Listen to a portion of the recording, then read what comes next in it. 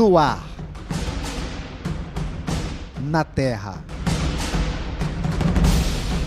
e no mar.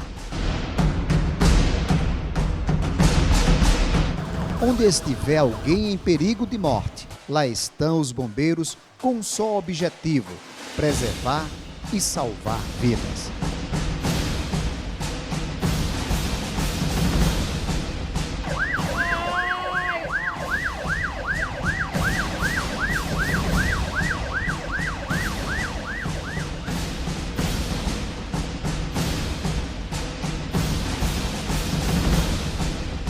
A missão de controlar o fogo não é nova. Surge em sociedades desde a Roma Antiga.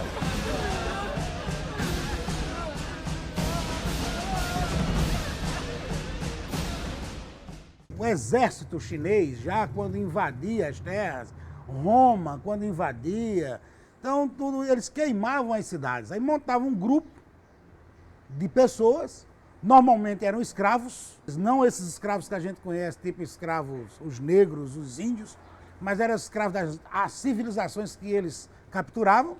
Então se tornavam ali e iam apagando os fogos. Como as moradias muito gregárias, muito próximas, começam a acontecer alguns incêndios e que esses incêndios, obviamente, teriam que ser debelados na época e a partir daí vai surgindo a ideia de se constituir um corpo, obviamente que não esse corpo de bombeiros que a gente conhece hoje, para combater os incêndios da época. O comum do combate a incêndio naqueles dias era feito de balde em balde. O camarada tinha uma corrente, fazia uma corrente humana, e ali as pessoas passavam de balde em balde para poder chegar até o local do fogo. Depois, aproveita-se uma engenharia dos dias de Roma para poder fazer uma bomba. Era uma bomba de água e essa bomba começava a ser lançada em água. A bomba era manual, que a gente encontra muitas imagens dela, e essa bomba manual, por isso o nome de bombeiro, de apagar fogo dessa forma. No Brasil, o Corpo de Bombeiros surgiu em 1856, no governo imperial de Dom Pedro II. O Corpo de Bombeiros aqui no Brasil, ele foi instituído no dia 2 de julho de 1856, pelo imperador Dom Pedro II, justamente pela necessidade dos incêndios, de se apagar os incêndios que ocorriam lá na época do Império, com métodos ainda arcaicos de combate a incêndio, ou seja, com baldes, com pás, com enxadas. Em 1880, o Corpo de Bombeiros passou à condição de organização militar. Só que com o passar dos anos, a ação da corporação se tornou abrangente, indo além da missão de controlar e apagar incêndios. Na Paraíba, o Corpo de Bombeiros foi criado em 1917, uma força militar que no início reunia 30 homens. Foram tirados 30 entre sargentos, cabos e soldados, sob o comando do tenente João Lopes de Macedo. Ele veio o segundo tenente, todos retirados da primeira companhia de polícia, né, para poder formar o bombeiro naquela época. Muito embora, com o passar dos dias, visto a dificuldade, a falta de conhecimento, foi necessário a intervenção no bombeiro do Distrito Federal, antigamente Rio de Janeiro, no estado da Guanabara, e de lá surge a oportunidade, sobre a influência até de Aristarco Pessoa, vir para a Paraíba, não só equipamentos para a nova sede do bombeiro, mas também o encaminhamento de Alexandre Loureiro Júnior, que era um sargento lá e aqui chegando é comissionado a segundo tenente. E passa não só a treinar, como também a comandar a tropa de bombeiros na Paraíba. E quem não esquece o naufrágio da Lagoa do Parque Solon de Lucena, em 1975, quando 35 pessoas morreram, entre elas 29 crianças. A tragédia não foi maior graças ao trabalho dos bombeiros. Era uma parada um dia de 7 de setembro, Então, isso foi feito, o socorro daquelas pessoas, e o bombeiro trabalhou resgatando muitas vidas naquele dia. Em 2007, por força de lei, o Corpo de Bombeiros foi emancipada da Polícia Militar e assim se expandindo para várias cidades da Paraíba. Isso foi um marco contemporâneo da história da corporação, pois há 90 anos nós ficamos atrelados à Polícia Militar, ao qual nos orgulhamos em pertencer durante esse tempo todo, que nos deu consolidação e credibilidade para que, na execução dos serviços operacionais ao longo dessa história, pudesse firmar perante a sociedade esse reconhecimento e credibilidade. Em 2007, com a emancipação, o Corpo de Bombeiros pôde, enfim, caminhar com seus próprios passos e desenvolver as suas atividades operacionais e administrativas, fazendo com que a corporação crescesse de forma muito mais galopante na aproximação junto à sociedade. Outra mudança na corporação foi a participação de bombeiras, mulheres em plena ação. Nós somos a primeira turma de oficiais femininos a ingressar na corporação, na qual era dominada quase que exclusivamente por homens, né? Nós tínhamos apenas 3 militares oriundas da polícia que prestavam serviços burocráticos dentro da corporação. Então foi feito concurso à época e foi ofertado 3 vagas exclusivas para o feminino. O que a gente percebia é que os militares não sabiam como se comportar, se a gente tirava serviço operacional, se tirava serviço administrativo. Então tivemos realmente lutar pelo nosso espaço e mostrar aos militares, né, que poderíamos realizar as mesmas atividades operacionais que eles. Então existiam certas desconfianças, mas aos poucos nós fomos ganhando espaço e mostrando que as mesmas atividades que eles faziam, nós também estávamos conseguindo fazer. Tem um episódio interessante, quando nós fomos estagiar no Corpo de Bombeiros de Pernambuco, porque no Nordeste nós somos a primeira turma pioneira também de mulheres de formação. E quando chegamos lá, parecia que eram os extraterrestres que estavam descendo do ônibus. Os militares de Pernambuco nunca tinham visto mulher fardada, né, bombeira. Então foi um episódio que marcou muito, a gente ficou sem entender porque eles estavam olhando tão espantados por estar vendo mulheres no Corpo de Bombeiros de maneira operacional. A competência e o zelo pelo ofício têm levado muitas delas a exercerem funções de comando. A gente foi galgando isso com o nosso trabalho, né, ganhando a confiança por parte dos gestores maiores da corporação, e isso foi todo um processo. Mas aí houve um entendimento e pelo trabalho que algumas fez, na verdade as 3 pioneiras, né, hoje ocupam posição de comando dentro da corporação, né?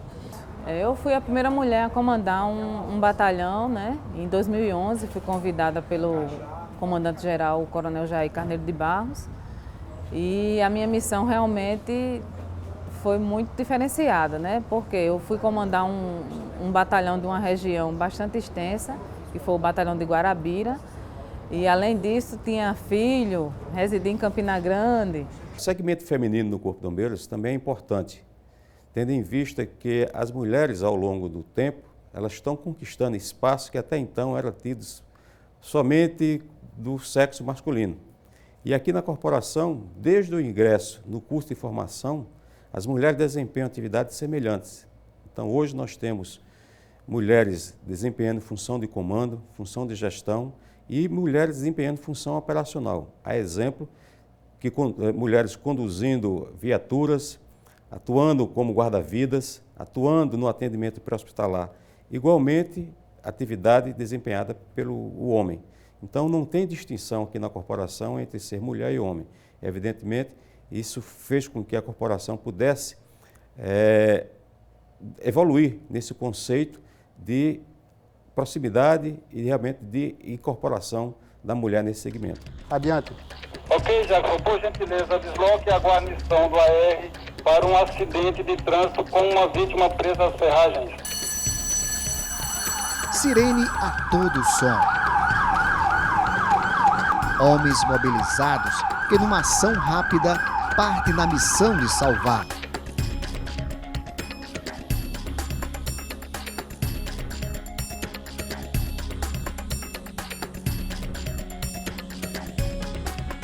Na prática, a há uma necessidade de treinamento constante.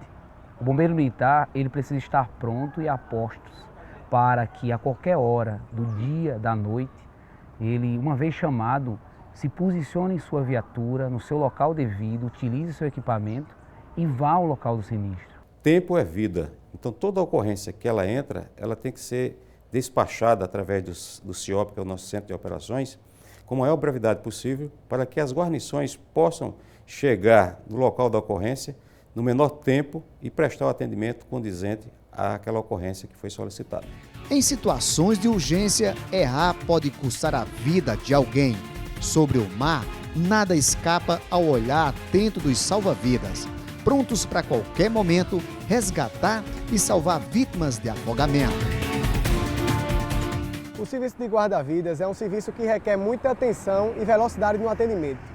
É exigido desse profissional um bom condicionamento físico, técnico, psicológico e alguns equipamentos para ser realizado o salvamento.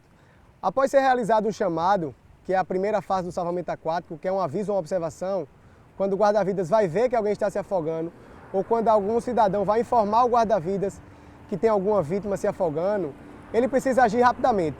Vai ser uma adrenalina muito grande, um grande senso de responsabilidade também, mas o guarda-vidas ele sabe que ele está preparado para atuar, ele sabe que ele tem o treinamento necessário, junto com os equipamentos, e ele vai realizar aquele salvamento com êxito. Ele tem consciência da sua condição. O Corpo de Bombeiros também trabalha o resgate da cidadania, isso através de projetos sociais. Exemplos, Bombeiro Mirim, onde crianças aprendem tudo sobre como evitar acidentes com fogo ou água.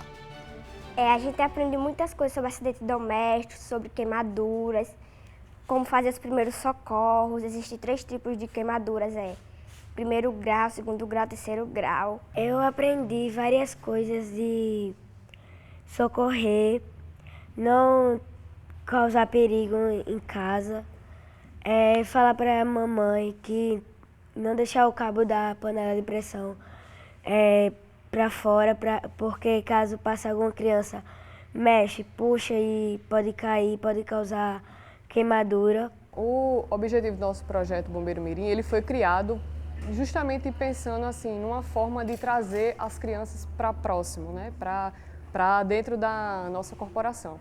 Como uma forma também de mostrar eles, de ensinar atendimentos de socorros que eles possam fazer em casa, auxiliar seus pais, familiares, em alguma situação que possa ocorrer em algum incidente. Então é uma forma que eles têm aula de atendimento hospitalar, eles têm aula de prevenção de combate a incêndio.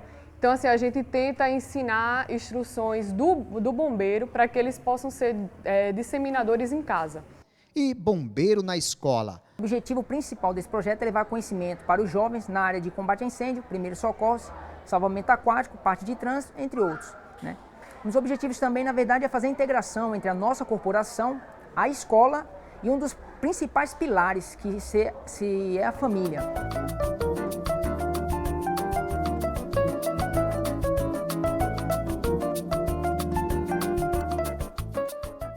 Nós temos aqui um projeto chamado Go10, que associa através do esporte a cidadania, trazendo crianças aqui, sobretudo, que moram na redondeza dos nossos quartéis, para que eles possam participar desse projeto e interagir com a parte da disciplina e cidadania da corporação.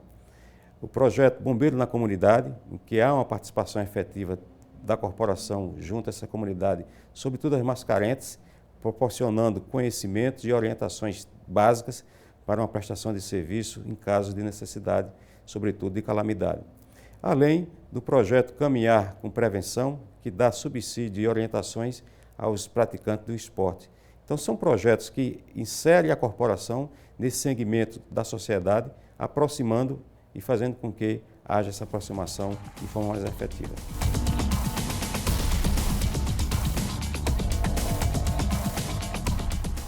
Os desafios são constantes. Acompanhar a modernidade, acompanhar as demandas da sociedade. Então esperamos que realmente possamos comemorar o mais 100 anos, né, com a evolução da corporação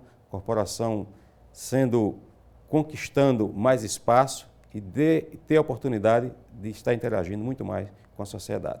100 anos e num século de história, é difícil imaginar ou calcular o número de pessoas salvas. No entanto, o que marca é a coragem daqueles que dão sua força e até arriscam a própria vida para preservar a vida de outros.